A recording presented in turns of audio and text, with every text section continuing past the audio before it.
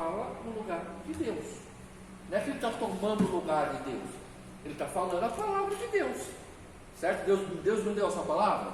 Quem que tem que pregar? É nós. Está aqui a palavra de Deus. Deus não vai descer lá do céu e pregar. Ele deu para nós essa função. Por isso que eu disse para os irmãos: qualquer um de vocês pode ser uma saudação, pode ser uma pregação, pode ser uma escola dominical. Você está fazendo uso da palavra, você está exercendo o cargo, a função de profeta. A gente pensa que profeta é só aquele que revela. Isso é dom. É um dom de profecia. Nós não estamos falando do dom. Aqui nós estamos falando do ofício de profeta.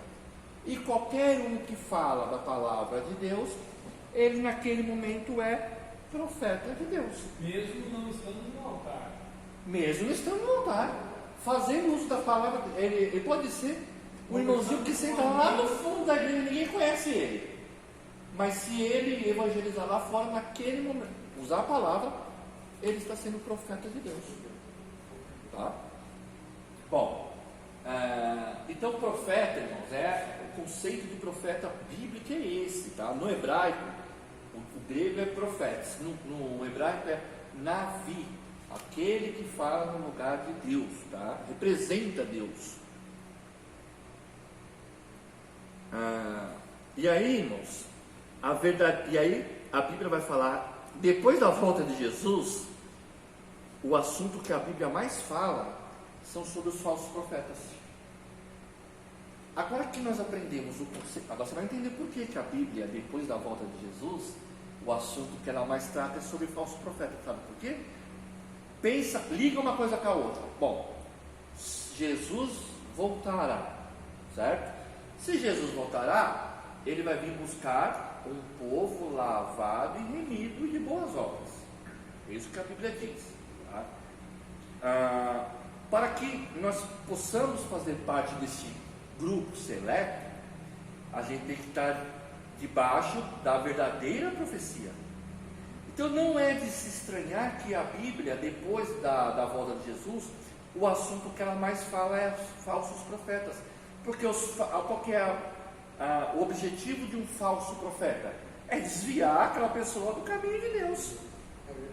Então, se o assunto mais comentado na Bíblia é a volta de Jesus, e o segundo é os falsos profetas, é porque Jesus e Deus, eles sabiam que os falsos profetas, eles iam proliferar.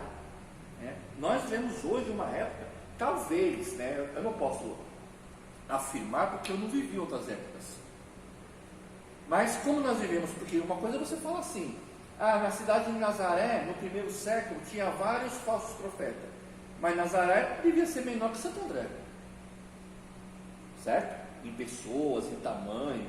Então quando a gente fala das cidades da antiguidade, nós estamos falando, mesmo Jerusalém, que era uma capital, quantos habitantes tinha cidade de Jerusalém?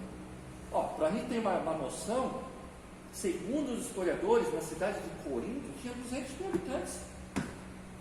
O meu bairro, Guaianás, tem 300 e pouco mil. Então, quando a gente fala de uma cidade grande no primeiro século, nós estamos falando de cidades que não chegam nem aos pés de bairros hoje aqui em São Paulo. Então, eu não posso afirmar que naquela época tinha mais falso profeta do que hoje. Mas pela questão quantitativa, hoje nós temos milhões e milhões de pessoas, hoje com certeza nós estamos cheios de falsos profetas espalhados por aí, por causa da questão da quantidade. Tá? Então, o que é um verdadeiro profeta? Tá? Quais são as características daquele que realmente transmitem a mensagem divina? Primeiro, julgam a realidade a partir da vontade de Deus. Uma coisa que eu já falei para vocês, acho que várias vezes, vocês já estão cansados de ouvir isso de mim. Quando se trata da nossa vida cristã, aquilo que eu penso é o que menos importa. Eu não posso basear a minha vida cristã naquilo que eu penso. A minha vida cristã tem que ser baseada naquilo que Deus quer. Então essa conversinha de eu eu entendo desta forma, eu acho que é isso. Então, nós não achamos nada. Eu preciso ver o que a Bíblia diz. Então os profetas, eles pregavam e julgavam a partir da realidade da vontade de Deus, e não da vontade do homem. Tá? Eles eram obedientes à palavra recebida. Eles não mudavam a mensagem, não maquiavam a mensagem, tipo assim, deixa eu dar uma maquiada aqui, porque senão... Não, eles pregavam aquilo que Deus mandava. A palavra sem adulteração. Tá? Não usam a profecia como meio de vida. Não usavam. Tá? Por exemplo, eu não sou contra, veja bem, irmãos, eu não sou contra. Vamos supor, pastor Luiz me convida para pregar aqui, eu venho. E no final do culto, o pastor me chama e fala assim: irmão, para você comer uma pizza com sua esposa, para te ajudar no combustível. Amém.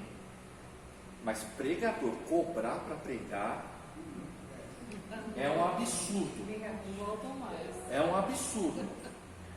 Só que pregador só cobra para pregar porque tem igreja que paga. Aqui não paga não. Não, entendeu? Vocês viram o escândalo daquela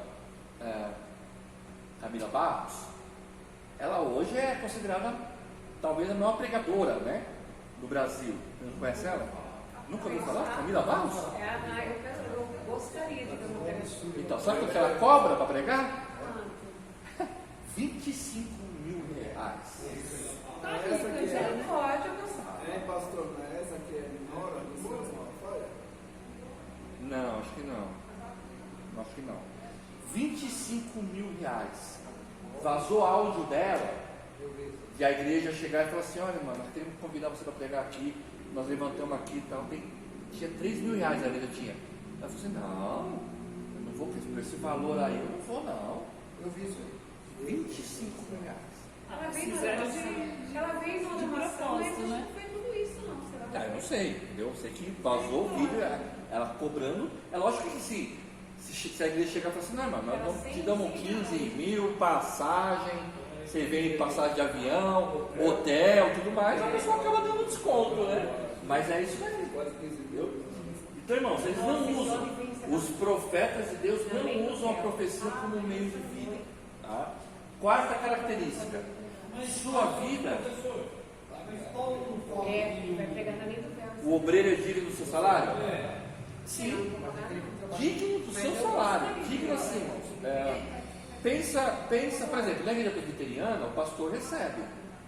Então, mas é o pastor da igreja, ele está lá para pastorear você, ele está lá para socorrer você, se você se ligar para o pastor. Entendeu? Não o pregador. Né? Então na igreja presbiteriana.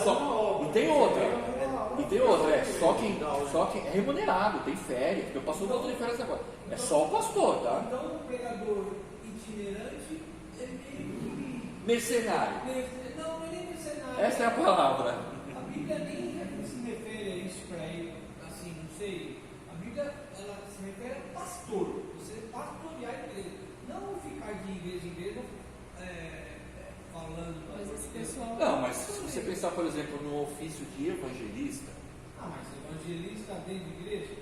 Hã? Dentro de igreja só para convertido? Não, é o que eu estou falando. Nas nossas igrejas, eu falo em todas, tá? Mas isso é um problema crônico. Você pega um evangelista, aqui é que vocês. A liturgia de vocês é diferente, né? Na maioria das igrejas, você sabe que tem o púlpito, senta ali, o pastor senta ali, né? Aí você vê um evangelista sentado na igreja. Evangelista, irmão, segundo a Bíblia, não sou eu.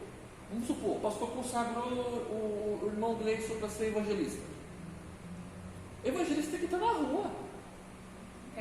Pessoas fazendo a igreja. Isso. O evangelista tem que estar na rua. Verdade. Eu não estou dizendo que ele vai viver disso. Missionário também, né? Missionário também. Pronto. E aí, missionário também. E aí, meu Douglas, tem a ver com isso que você falou. Então, o evangelista, ele prega. Por quê? Ele pode se encontrar para pregar numa outra igreja, porque naquela igreja lá pode ter ímpio ouvindo a palavra. Então, eu entendi o que você falou. O pastor, ele é comissionado para tomar conta da igreja. O pastor ele é um administrador da igreja, das ovelhas. Agora, o evangelista é para ir para o campo, o missionário é para ir para o campo. O diácono, por exemplo, eu fico bobo, o diácono sentado no púlpito da igreja, diácono é para ficar na portaria, diácono é para ficar na porta do banheiro, para ver se não tem bagunça, diácono é para ficar atendendo a necessidade dos irmãos, é para isso o diácono. Entendeu? Um diácono que prega, ele tem que estar muito feliz já. Porque pela lógica, nem pregar ele deveria. O diácono que é convidado para pregar, ele tem que ficar feliz, fazer glória a Deus. Porque não é nem para isso, o diácono é para servir. A palavra diaconia é aquele que serve. Entendeu? Então se a igreja seguisse certinho as coisas, ela ia ser diferente, irmão. Vamos congregar a massa humana hoje. O problema é o homem. Não é o pastor, é o Mas homem. ela está indo para outros lugares. Vamos pegar o exemplo dessa moça aí. A Bíblia não é de acordo com isso que ela faz. A Bíblia manda pregar. De graça receber. A Bíblia manda pregar. Eu estou querendo dizer assim, ó, em vários lugares. Ela é em vários lugares. Ela tem um ponto que ela vai. Não. Paulo, por exemplo, se eu pegar o exemplo de Paulo saía e pregava. Aonde Deus vai nos usar, a gente não sabe. Então o problema é o dinheiro. E isso, eu estou falando do dinheiro. É a motivação. Isso, é a pessoa que chega. Ó, o meu cunhado, que eu já comentei deles para vocês, ele só prega se pagar. Ele não cobra igual a Camila Barros, né? Mas, olha, eu acredito que se, por exemplo, aniversário do Ministério Efraim, e eu apresento, eu falo, pastor Luiz, tem meu cunhado aí, eu não faria isso, estou dando um exemplo, tá? Eu não ia ser maldoso com vocês nesse ponto. Tá? Chegar e falar assim, pastor, vamos supor que o pastor Luiz chega bem e fala assim, irmão Renato, eu queria, você tem alguém para indicar para pregar no aniversário da igreja? Aí eu falo, pastor, tem meu cunhado, meu cunhado é pregador itinerante. Sabe onde meu cunhado está agora? Nos Estados Unidos, pregando lá, levaram ele para lá, tá? Só que é o seguinte, se o pastor Luiz ligar para ele e falar, pastor Gessimiel, você é cunhado do irmão Renato, ele indicou você prega, né? Ele prega, pastor, e o pastor começar uma conversa com ele, quero marcar um dia com você, aniversário da igreja, tal dia, tal. O meu cunhado, ele vai ser, ele é cara de pau, e é por isso que ele está ganhando dinheiro, porque tem que ser cara de pau, né? Ele vai falar assim, pastor, eu vou, mas eu só vou se a igreja me ajudar aí. Quando eu falo ajudar, é aquilo que eu falo. Se eu vim pregar aqui, irmãos, por Deus que está no céu, viu, irmão? Eu estou falando isso, sabe, sem medo nenhum de estar falando para os irmãos mentira. Eu nunca cobrei para pregar. E 90% das igrejas que eu preguei, eu saí como eu entrei. Tipo assim, sem receber nada. Em algumas igrejas, o pastor me chamou depois, mas eu nunca recebi mais do que R$100. Nunca recebi. Sabe? O pastor chegar e falar assim, para ajudar no combustível, né? Para você comer uma pizza. Eu nunca recebi. Se aqui pedir R$1.000, o pastor fala, gente, aqui ninguém é comissionado. Esse meu cunhado, eu arrisco dizer que ele cobraria de R$1.000 para cima, para me pregar numa festa. O que a Bíblia diz sobre essa pessoa? A Bíblia fala de graça, receber-se de graça. Não há nenhum texto. Agora, repito, irmãos, o apóstolo Paulo passou por essa situação. Em Filipenses ele fala, né, da igreja de Filipos que ajudava Paulo. Aí é outra coisa, é outra história. Porque Paulo era um pregador, só que Paulo tinha um ofício dele. Ele era fabricante de tendas, ele não vivia disso. Só que Paulo, com certeza nas viagens missionárias dele, tinha que parar de fazer tenda. E aí a igreja entrava. Isso para a pessoa vir aqui pregar e vender um negocinho lá, de boa. Vender uma trufa, um negócio. Eu não gosto, eu acho que a igreja não é para isso. Mas é melhor ela vender do que ela pedir dinheiro para a igreja. Eu vejo essa parte também como Jesus chega na parte. Eu não gosto. Eu não gosto. Eu não gosto desse negócio de. Eu não gosto desse negócio de bazar. Sabe? Não, bazar. Não, a igreja não é para isso. Faz um bazar em outro lugar, então. Ah, não, é outro lugar sim. Mas É, o bazar, não o bazar você não sabe, teatro para ajudar. Não, eu não concordo, mas a igreja não é para isso. Entendeu? Agora, quer fazer um bazar da igreja? Vamos fazer um bazar no salão, na casa de alguém. Ok, mas a igreja não é para isso, não. A igreja não é para comércio. A igreja não é comércio. Hoje na igreja tem muita irmã que vai com a revistinha da Avon. Não carrega a Bíblia, carrega a revista da Avon para vender. A pregador está pregando, a revista da Avon está rodando. Ai, meu papai do céu. Tá feio o negócio, irmão. Tá feio. A questão, eu vejo assim, minha opinião. O missionário tem que ter o quê? Uma igreja mãe que direciona ele para a missão e ele ser custeado pela igreja. Aí sim, ok. Você está direcionado pela igreja e a igreja custear pelo menos os seus custos e tal. Que é o caso de Paulo. Eu vejo como Filipe fazendo assim no caso de Paulo. Ó, lembra que eu até trouxe, acho que a irmã Ivanilda até pegou um projeto. A irmã do pastor da minha igreja, eles vão para a Guiné-Bissau. Só que eles têm que levantar os recursos para viver lá. A igreja vai ajudar, por exemplo, a gente contribui todo mês no culto de missão, toda a oferta missionária. No último domingo do mês é o culto missionário. A escola dominical, toda a oferta aqui na escola dominical é direcionada também para a missão. E a oferta que entra à noite no culto vai para a missão, vai para eles. Mas eles que têm que levantar recurso para sobreviver lá. A igreja prepara, eles são missionários da igreja presbiteriana. Tá? Lógico que a igreja vai dar o suporte quando for necessário, mas é eles. Só que hoje em dia a pessoa quer ser missionária em Miami, né? Então é errado quando o pregador vem trazer uma palavra, que ele vai fazer missão fora e fala assim, os irmãos podem nos dar tanto para mim viajar? Ó, se ele vir com um projeto, porque eu penso assim, ó, vamos supor que conversa com o pastor Luiz abre a porta para um missionário vir aqui. Se ele vir apresentar um projeto para vocês, um slide, sabe, apresentar um projeto. No dia que esses irmãos foram lá na nossa igreja, eles vieram com um relatório, com todos os gastos que eles já sabiam que eles iam ter lá. Aí você sabe, você olha. Agora, tem muitas pessoas que vêm, elas abusam da igreja, elas aproveitam da igreja. Elas vêm com esse propósito, porque eu estou abrindo uma igreja lá no sertão nordestino, e aí quero que a igreja ajuda.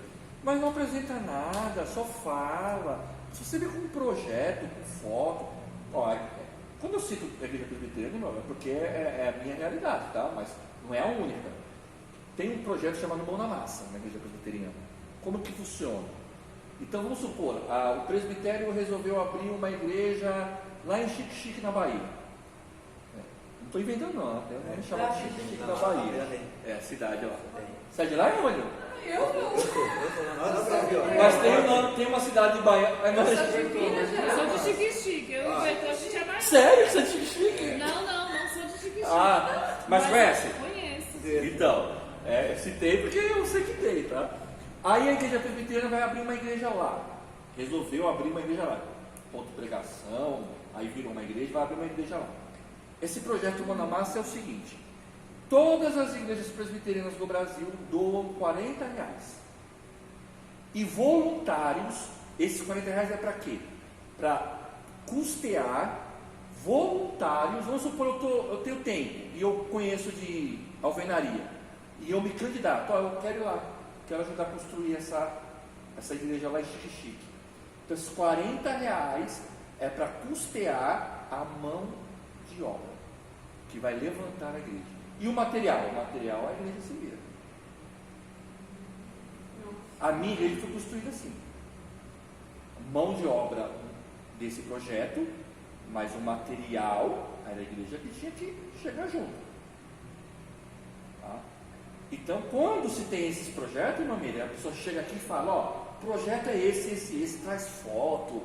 Aí, poxa, a igreja abre o coração e fala assim, vamos ofertar, vamos ajudar. Agora, chega alguém de gaiato, aí você olha, com todo respeito, viu, irmãos, não estou querendo julgar a aparência, não. Aí você só dá uma espiadinha no sapato do pregador, parece um espelho, sapato terno, né, de última linha. Você já começa com essa cabeça assim, ai, ai, ai, ai, ai. É? Você olha assim, aí você vai ver o carro dele lá fora, carro do último ano. Pô, peraí, missionário que é esse? Você entendeu? Então tem que tomar muito cuidado, porque tem Olha muito... nas redes sociais, tá tomando café na casa do irmão, lá tem, em Paris. tem muito aproveitador, irmão. Tem que tomar muito cuidado. Ó, outra coisa, são enviados por Deus para esta missão, muitas vezes contra a sua própria vontade. Tá? Jeremias não queria ser profeta, não. Mas Deus falou assim: não, eu te escolhi desde o ventre da sua mãe e você vai ser profeta, você vai falar. Mas ele não queria, não era o desejo de Jeremias ser profeta. A minha não saía do diaconato. Hã? A minha não saía do diaconato. Ser colaborador eternamente. Olha, irmãos, o profetas, existia também, né, no profetismo, outra coisa. O movimento profético da Bíblia, ele só surge por causa da monarquia. Antes dos reis de Israel, você tinha lá, Moisés foi considerado um profeta, mas antes da monarquia, não tem profetismo, tá? O profetismo é um movimento por causa da monarquia. Deus levantou os profetas porque 70% dos reis não prestaram. E Deus falou assim: ó, deixa eu levantar um profeta para chamar a atenção. E como os reis e os sacerdotes, eles levavam o povo ao erro, aí vinha o profeta para tentar corrigir isso daí. Então, ó, pode ver que depois que acaba a monarquia, você vai ter 3 profetas, chamados profetas do pós-exílio: Malaquias, Zacarias e Ageu. Depois, acaba, que é o famoso 400 anos de silêncio profético, que é entre o Antigo e o Novo Testamento. Deus não levantou mais nenhum profeta. Aí vem João Batista, tá? Porque João Batista já estava profetizado que ele viria preparar o caminho de Jesus, tá? Então, por isso que eu disse, hoje Deus não vai levantar um profeta específico, porque hoje ele tem a igreja, nós, para pregar a palavra de Deus, tá?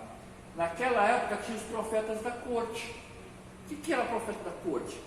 Por exemplo, Natã, Gade, eles eram profetas que viviam lá na corte, eles eram conselheiros do rei, por exemplo, do rei Davi, tá? Então existiam os profetas da corte, havia os profetas que viviam, por exemplo, no deserto, como Elias, né?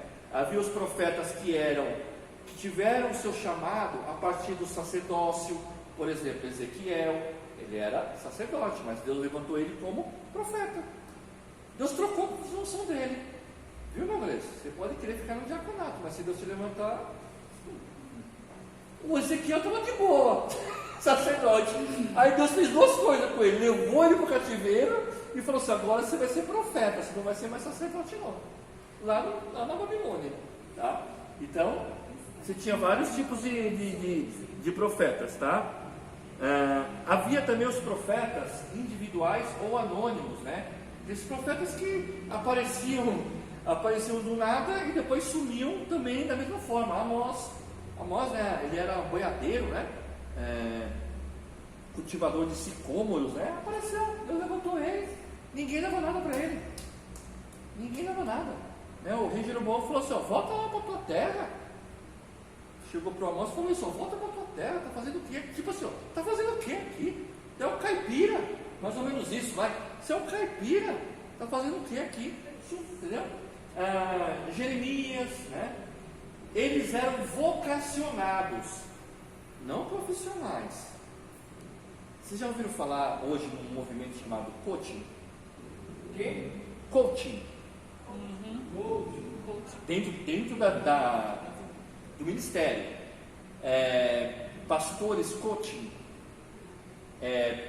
Pregadores coaching. Que é tipo assim, ó, ensinando a pessoa a ser um obreiro, ensinando a pessoa a ser um pastor, ensinando a pessoa a ser... Não, pastor é vocação. Não adianta a pessoa querer falar assim, eu quero ser pastor. Tem que ver se Deus quer que você seja pastor. É vocação. Não é esse negócio de, então hoje, assim, tem um professor do ITAD, você não sabe que o ITAD, ele tem, acho que 5 professores, eu e mais 4, para atender outras áreas, né? Então, por exemplo, na Zona Leste, ABC, quando o pastor Elias abre o núcleo nessa região, sou eu. Na Zona Sul, é outro, não dá para sair daqui para a Zona Sul, tá? Embora eu já dei aula lá na Zona Norte, porque o pastor de lá, o professor de lá não pôde atender. Mas dentre esses professores do ITAD, tem um que é coaching.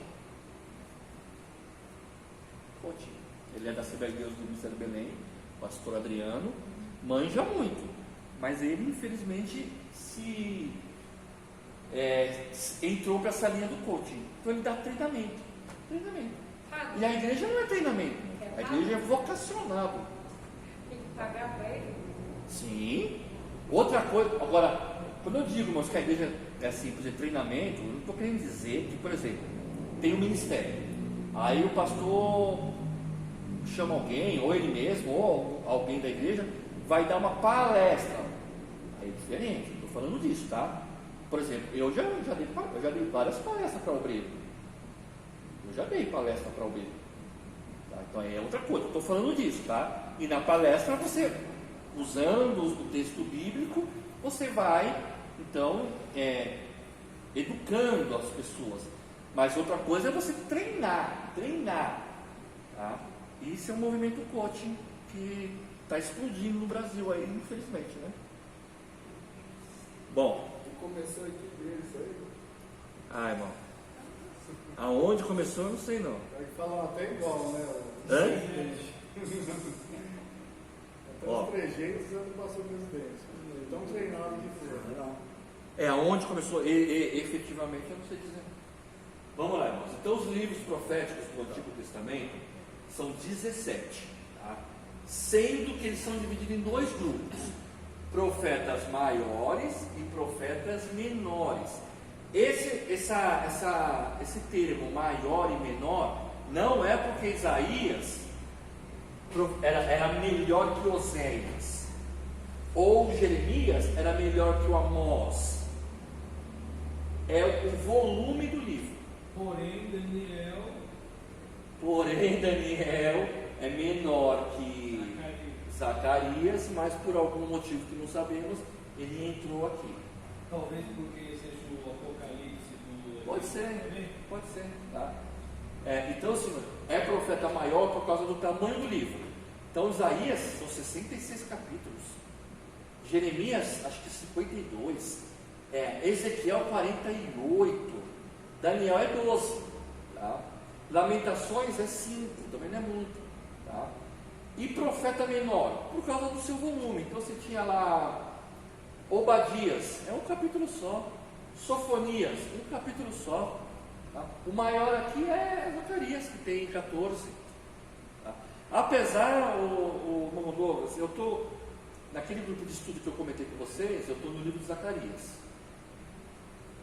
Ele tem 14 capítulos, mas tem capítulos que é 10 versículos, são capítulos pequenos, tá?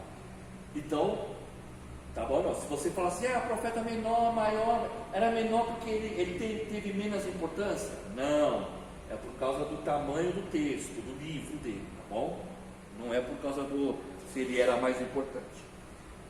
Bom, eu acho melhor, por causa do tempo, eu comentar. Você não deu essa aula antes dos profetas maiores e menores? Eu não lembro de ter falado alguma coisa. Eu comentei alguma coisa, mas não dei cuidado não, porque é na ordem, né? Ela é a 4ª lição. Vou passar rapidinho o que é cada um, tá bom? O ideal seria ótimo se a gente pudesse pegar Isaías, destrinchar ele, mas não tem como, tá? Isaías profetizou no 8º século antes de Cristo, tá? Profetizou para o reino do sul e para o reino do norte, tá bom? A mensagem de Isaías era uma mensagem principalmente para trazer o povo ao arrependimento.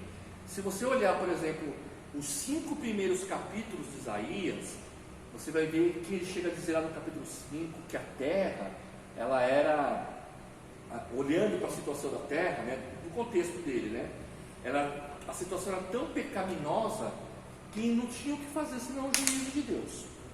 Tá? No capítulo 1 ele chega a falar assim, o boi conhece o seu dono, a jumenta conhece a manjedoura, mas Israel não me conhece. Tá? Chega a dizer isso daí.